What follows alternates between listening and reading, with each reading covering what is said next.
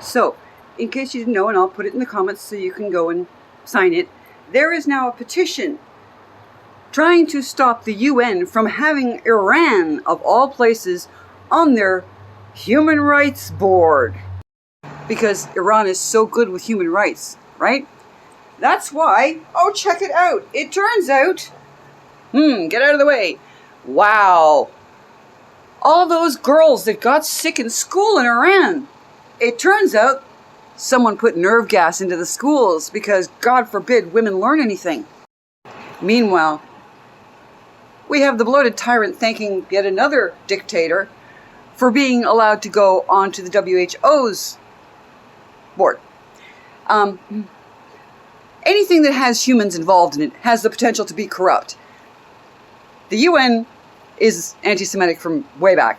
But when you start putting acknowledged authoritarians and dictators onto your boards, you've pretty much given up the idea of actually being a neutral board. Because one thing we've established is that when you have authoritarians, fascists, what they do is a thing called DARVO, deny, attack, reverse, claim they're the victim when they're the offender.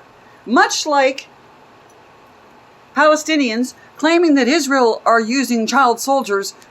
No, they're not recruiting the refugees' children for soldiers, nor are they recruiting their own for soldiers. You have to be 18 to be in the army in Israel.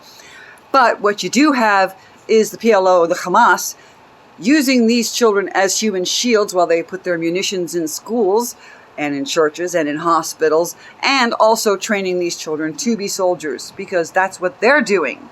Much like their education says things like, if there are 5 Jews and you kill 3, how many still have to die? Now, Freedom House, see, Freedom House, is a company, an organization that basically checks the freedom levels all around the world. The Palestinian Authority got 25, because in Palestine, you do not have freedom of speech, you do not have freedom of religion, you do not have the freedom to vote. Gaza got 12, Iran got 14, Syria got 1, and they make a note that it's the lowest in the world, but it's actually not, because North Korea got bupkis, 0. Do you know what Israel got? That place you keep claiming is an apartheid? 75. Because in Israel, you actually are free.